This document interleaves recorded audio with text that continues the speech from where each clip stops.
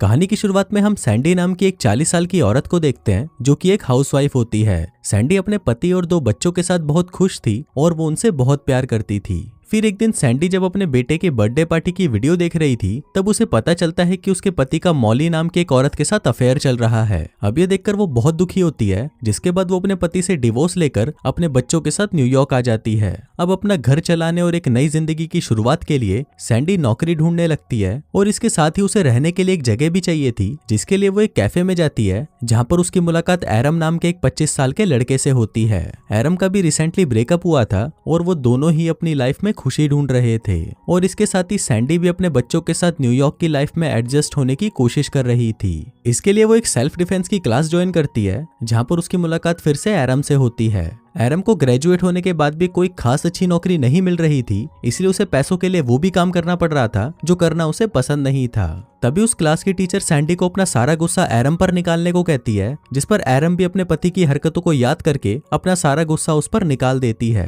पहले तो वो उसे गंदी गंदी गालियां देती है और फिर वो उसे कुत्ते की तरह मारना शुरू कर देती है। इसके बाद अगले दिन सैंडी एरम से कल की हरकतों के लिए माफी मांगती है और उससे पूछती है कि क्या वो उसके बच्चों का बेबी सिटर बन सकता है, जिस पर एरम भी उसे हाँ बोल देता है। फिर उस रात जब एरम बेबी सिटर के लिए सैंडी के घर पर आता है तब उसे पता चलता है कि सैंडी के बच्चे बहुत अजीब हैं। फिर सैंडी उसे वहीं छोड़कर एक आदमी के साथ डेट पर चली जाती है, पर वो आदमी तो एक नंबर का गधा था और वो सैंडी के साथ काफी अजीब हरकतें कर रहा था, जिससे वो उसके साथ कंफर्टेबल नहीं हो पाती। वहीं घर पर एरम धीरे धीरे सैंडी के बच्चों का दोस्त बन गया था, पर दूसरी तरफ वो आदमी तो सैंडी के साथ और भी अजीब हरकतें कर रहा था। अब सैंडी इन सब चीजों से परेशान हो चुकी थी और वो वापस अपने घर आ जाती है। घर पर एरम ने बच्चों को सुला दिया था और फिर सैंडी एरम को अपनी खराब डेट के बारे में बताने लगती है। फिर अगली सुबह जब एरम कैफे में काम कर रहा था तभी वहां पर सैंडी के दोनों बच्चे आते हैं और उसे बोलते हैं कि उनकी मां मर चुकी है। अभी सुनते ही एरम भागकर उनके साथ उनके घर पर आता है, पर जब वो वहां पर सैंडी को चेक करता है तो वो बच्चों को बताता है कि वो मरी नहीं बल्कि सो रही है। इसके बाद हम सैंडी को देखते हैं जिसकी लाइफ अब पहले से बेटर हो चुकी थी और उसे अपने काम में भी प्रमोशन मिल रहा था। अब क्योंकि सैंडी का काम भी बढ़ रहा था इसलिए वो एरम को परमानेंट बेबी सिटर की जॉब ऑफर करती है, पर उसके इस काम से एरम के मॉम डैड बिल्कुल भी खुश नहीं थे, क्योंकि एरम ने एक अच्छे कॉलेज से ग्रेजुएशन की थी और वो नहीं चाहते थे कि एरम बेबी सिटर वाली जॉब करे। इसलिए उनके कहने पर एरम बेबी सिटिंग के साथ साथ एक बड़ी कंपनी में जॉब भी ढूंढने लगा। अब धीरे धीरे वक्त बीतने लगा और एरम सैंडी और बच्चों के और भी नजदीक आने लगा। वहीं सैंडी के दोस्त भी समझ जाते हैं कि सैंडी अब एरम को पसंद करने लगी है। दूसरी तरफ एरम को भी अब दूसरी लड़कियों में कोई इंटरेस्ट नहीं था और उसे भी सिर्फ सैंडी और उसके बच्चों के साथ ही रहना पसंद था। फिर एक दिन सैंडी एरम को एक फाइटिंग मैच की 2 टिकट्स देती है और उसे कहती है कि तुम अपने दोस्त के साथ ये मैच देखने चले जाना, पर एरम का कोई भी दोस्त नहीं था इसलिए वो सैंडी को ही अपने साथ चलने के लिए पूछता है, जिस पर सैंडी भी उसे हाँ बोल देती है। फिर अगली रात वो दोनों साथ में मैच देखने जाते हैं जहाँ पर सैंडी को भी बहुत मजा आता है। फिर कुछ देर बाद एरम के पास एक आदमी आता है जो कि एक बहुत बड़ी कंपनी का सीईओ था जहां पर एरम इंटरव्यू देने गया था। फिर उन दोनों की बातों से सैंडी को पता चलता है कि एरम को उस कंपनी में नौकरी मिल गई थी, पर एरम ने बेबी सिटिंग के लिए वो नौकरी छोड़ दी। एरम उसे बताता है कि पहली बार उसे कुछ करने से खुशी मिल रही है और उसे सैंडी और उसके परिवार के साथ रहना बहुत पसंद है। तभी हम देखते हैं कि मैच के दौरान एक बॉक्सर सीधा एरम के ऊपर आकर गिर जाता है, जिससे उसको बहुत चोट लगती है। फिर सैंडी उसे उठाकर अपने घर ले जाती है और उसे आज रात यहीं रुकने को कहती है, पर तभी वहां पर सैंडी का एक्स हस्बैंड आ जाता है और वो सैंडी और बच्चों को एरम के साथ खुश देखकर सैंडी से झगड़ने लगता है। वो उसे कहता है कि सैंडी वापस उसके पास आ जाए। फिर बच्चों को सुलाकर एरम जब वापस बाहर आता है तो वो आदमी एरम को वहां से जाने को कहता है, लेकिन एरम वहीं रुक जाता है और वो सैंडी को उसे अपनी दिल की बात कहने को कहता है। अब सैंडी वो बातें बोल नहीं पा रही थी जो उसने उस सेल्फ डिफेंस की क्लास में बोली थी,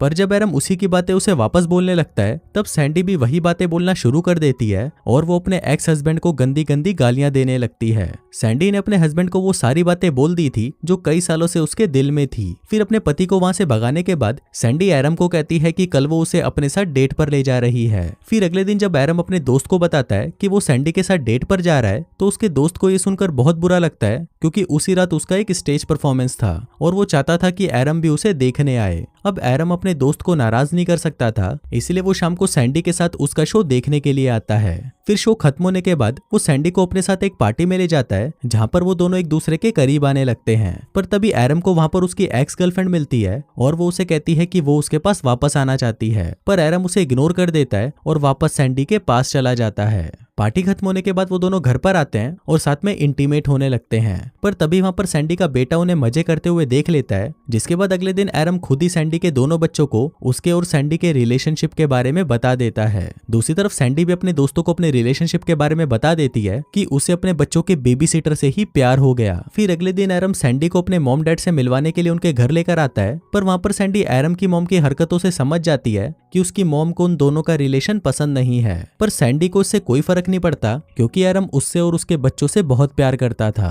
पर क्योंकि एरम की उम्र सिर्फ 25 साल थी, इसलिए सैंडी के दोस्त उसकी और एरम की रिलेशनशिप का मजाक उड़ाने लगे थे, पर एरम को इस बात से कोई फर्क नहीं पड़ता। लेकिन अब सैंडी को ये लगने लगा था कि वो एरम से बहुत बड़ी है और वो उसकी जिंदगी बर्बाद कर रही है। फिर एक दिन ऑफिस में काम करते हुए सैंडी को बहुत ही अजीब फील होने लगता है और तब उसे पता चलता है कि वो प्रेग्नेंट है। फिर रात को सैंडी इस बारे में एरम को बताती है, जिसको सुनकर पहले तो एरम घबरा जाता है, पर फिर बाद में वो सैंडी को कहता है कि वो भी यही चाहता है कि सैंडी और एरम हमेशा साथ में रहें। फिर अगले दिन जब वो दोनों डॉक्टर के पास जाते हैं तो डॉक्टर उन्हें बताता है कि सैंडी प्रेग्नेंट तो है, पर वो इस बच्चे को जन्म नहीं दे पाएगी क्योंकि उसकी उम्र बहुत ज्यादा है। अभी सुनकर सैंडी परेशान हो जाती है और बाहर आकर वो एरम से झगड़ने लगती है। झगड़े के दौरान वो एरम से कहती है कि उनका साथ में रहना सही नहीं है क्योंकि वो उससे 15 साल बड़ी है और उनका रिलेशनशिप आगे नहीं चल सकता। अब क्योंकि उन दोनों का साथ में कोई फ्यूचर नहीं है, इसलिए वो दोनों अब साथ में नहीं रह सकते और ये बोलकर सैंडी वहां से चली जाती है। अब इसके बाद वो दोनों अलग हो जाते हैं और एरम अपनी बेबी सिटिंग की जॉब छोड़कर ट्रैवल करने के लिए दूसरे देशों में चला जाता है। लेकिन एरम अलग अलग देशों में घूमने के बाद भी सैंडी और उसके बच्चों को ही याद कर रहा था। वहीं दूसरी तरफ सैंडी एक अच्छी माँ बनने की कोशिश कर रही थी और उसे अपनी जॉब में भी एक और प्रमोशन मिल गया था। अब ऐसे करते करते 5 साल बीत जाते हैं और सैंडी एक सक्सेसफुल रिपोर्टर बन जाती है और वहीं एरम दुनिया के अलग अलग देशों में घूमते हुए बच्चों को पढ़ाने लगता है। एरम के साथ काफी लड़कियां रिलेशनशिप में आने की कोशिश करती हैं, पर एरम उन्हें मना कर देता है क्योंकि अब वो अकेले रहना चाहता था। फिर एक दिन हम सैंडी को उसके बच्चों के साथ एक रेस्टोरेंट में देखते हैं। तभी सैंडी की मुलाकात वहां पर एरम से होती है और वो दोनों ही एक दूसरे को देखकर बहुत खुश होते हैं। फिर एरम उसे बताता है कि कुछ सालों पहले बांग्लादेश में उसने एक बच्चे को अडॉप्ट कर लिया था और अब वो दोनों साथ में रहते हैं। फिर जब सैंडी को पता चलता है कि एरम अभी भी सिंगल ही है, तो सैंडी एरम के साथ वापस रिलेशनशिप में आ जाती है और वो दोनों खुशी खुशी साथ रहने लगते हैं। और इसी के साथ ही ये कहानी यहीं खत्म हो जाती है।